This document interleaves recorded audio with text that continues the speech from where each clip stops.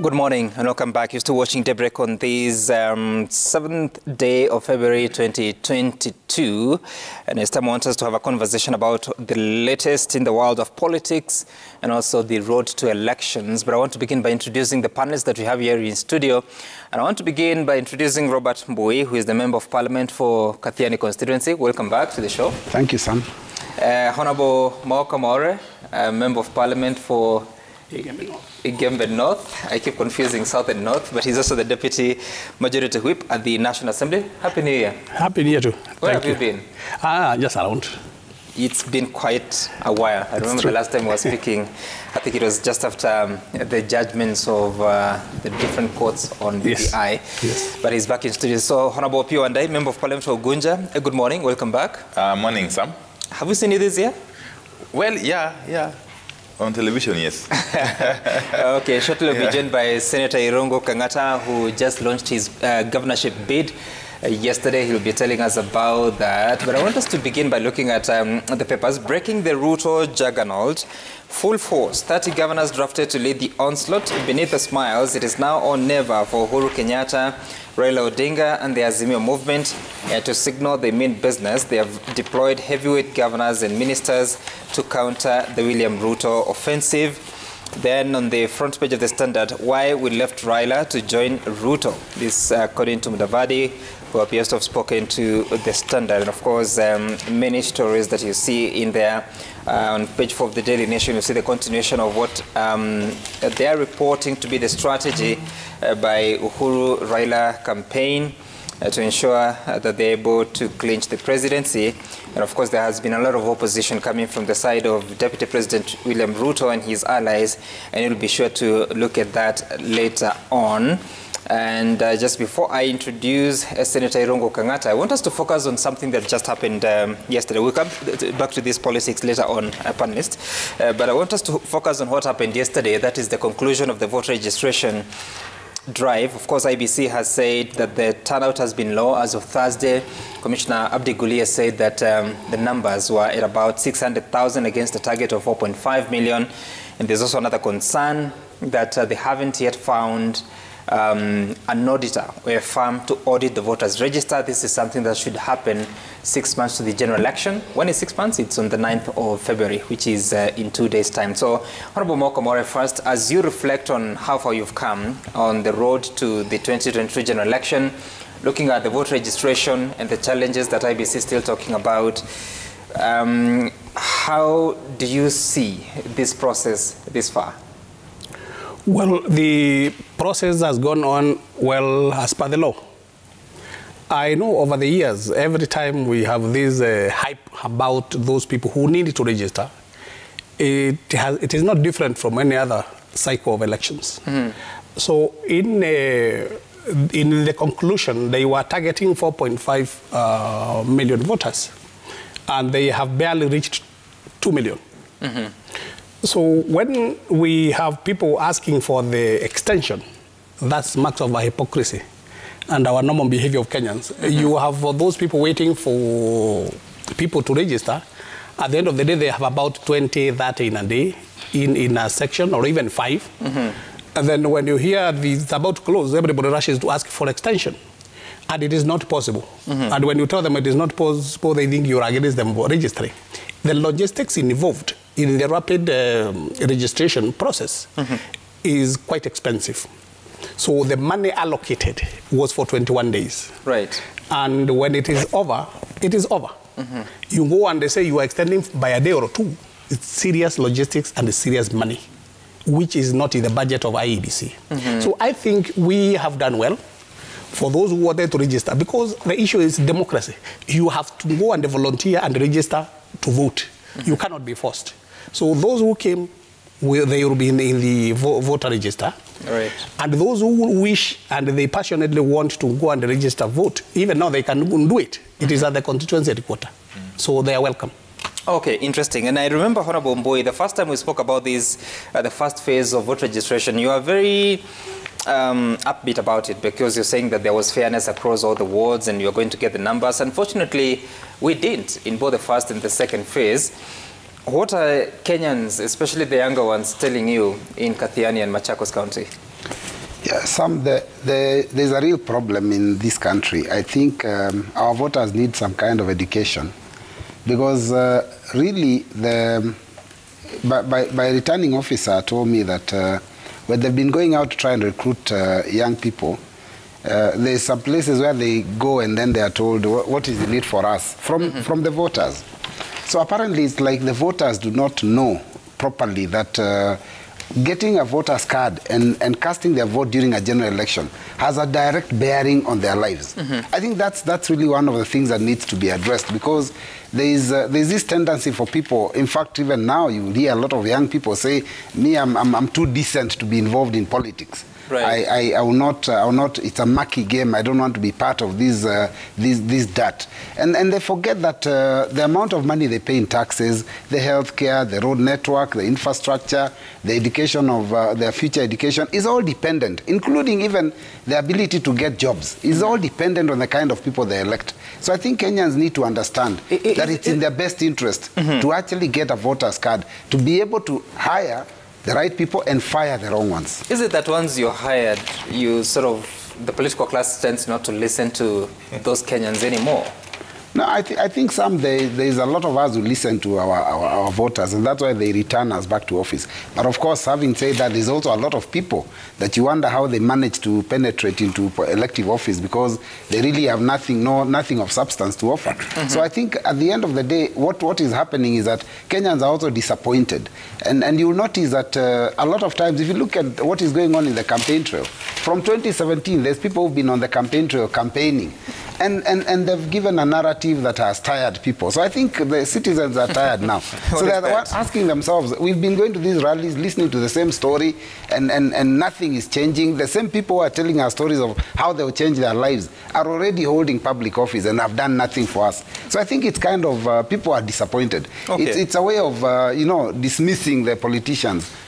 We'll get to the point of politics proper, because there are a few things there you said that we need to understand what you're saying. But let's listen to Commissioner Abdi Guliye. He has been a commissioner since January 2017. And according to the law and regulations, an auditor or a firm to audit the voters' register should be in place by 6 months to the general election. This is the situation now. The advert was done, and I understand from the procurement directorate that there were no responsive bidders as of the time the process was, evaluations were done, which therefore means the process has to either repeat or the commission has to find other ways of engaging an auditor. And we leave this to the directorate to guide the commission. For us, it's not a big hitch. If you can, I'm sure there are other options within the Procurement Act to fast track the process. So if that can happen within the next, within this February, I think we will not be too late in terms of, because they will need about 60 days or so to do that process. So we can catch on time here. I wish you had details, because I think in 2017 you procured, was it KPMG to do the job? Yeah. Did they apply? Again, I would leave these details of applications and who applied and what was the process and procedures. Probably you pick it up with the CEO. All right, that is Professor Abdi Guliye. And Honorable Opio and I, what comes to mind once you listen to that reality that you don't have an auditor to look at a register, and once they find that auditor, then they need about 30 days to do the audit, give the report to IBC, and IBC has 30 days to implement the findings of such a report? Yes, Sam, before I go there, allow me to quickly say something on the voter registration. I agree entirely that Kenyans have been slow in terms of coming out to register as voters, and that's why perhaps we haven't been able to meet the set targets. However, I am cognizant of the fact that there is a group of young people who had not obtained national identity cards. In fact, even as we speak, there are identity cards which are being issued out to young Kenyans. So my appeal is that until the legal window closes for voter registration, let us not leave out any single potential voter. Let us give a chance to these young Kenyans, and sometimes not so young Kenyans, who are acquiring identity cards for the first time to enlist as voters.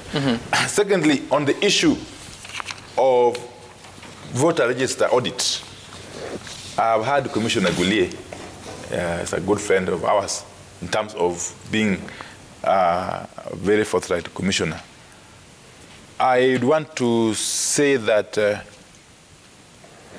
if the tender was not responsive, as we are being made to believe, there is obviously a chance to find a mechanism to bring on board an auditor within the confines of the Public Procurement and Asset Disposal Act. Yes, our time may be running out, but I don't think it is too late yet. The commission, which is now fully constituted, has got latitude within the law to procure the service provider within the remaining time frame. And but how do you do that if out of those people that applied, you didn't find any that foots the bill? Yes, that is true, but you see, that was an open tender, I believe. Okay? Yes, they can go to the next option under the procurement law, which is either a restricted tender process or direct procurement. Okay? Which, of course, will have targeted service providers in mind. So I believe it is not yet too late for us to start raising alarm, but they should move with speed to ensure that we have on board this service provider in the shortest time possible, because the voter register is a very key element. It's an integral part of a voting of election, and you should not have any misgivings or any possibility of people having doubt as to its integrity. Yes. All right. And Senator Kangata, good morning and congratulations, I should say, on launching your governorship bid in Murang'a County. But before you talk about that, so what do you make of this situation that IBC finds itself in processing this voters register? Thank you so much. Yes, it is true. We saw depressed numbers.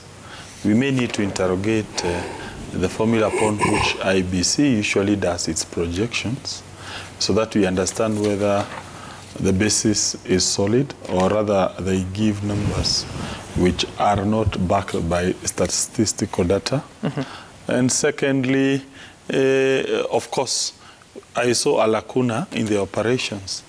There was a time I went to a place called Greystone in Kakuzi Mitumbiri ward, and people are complaining that if you want to change to your station, your voting station, you're being compelled to go almost 50 kilometers to another location called Kirwara to be able to access that machinery.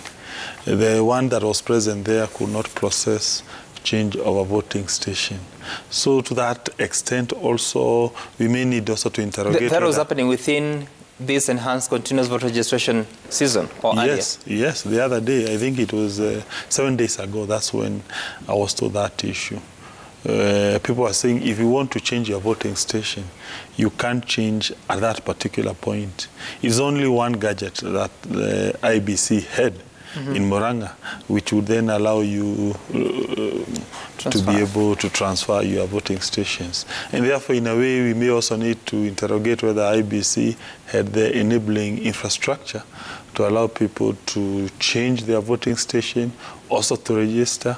We may need to do a comparative analysis between the present machinery that is IBC, which IBC has, vis-a-vis what IBC had 2017 and also 2013. But of course, young people, they are not happy with this government. Young people feel they have been let down by this government. There is every likelihood that that may be being reflected by the way people are viewing this entire electoral process.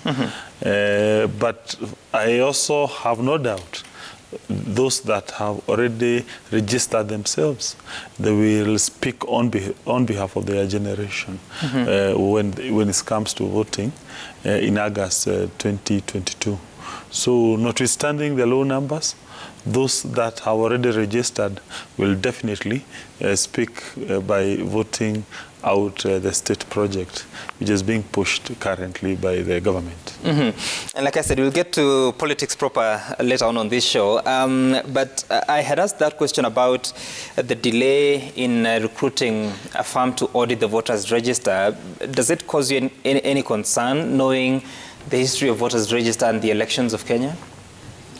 Yes, definitely. When you do a procurement process, which turns out to be non-responsive, and that procurement is a public initiative, which is conjoined to a certain democratic agenda of ensuring each and every vote counts, to me is a sad state of affairs. IBC needs to retender that process, so that as soon as possible that process is finalized and we get the best election in this Republic of Kenya. Remember, Kenyan election is one of the most expensive in Africa and probably in the world, and to that extent we must ensure the democratic processes are respected and each and every vote counts. Otherwise, people will lack legitimacy with this government, and that will be a very sad state of affairs. Right. And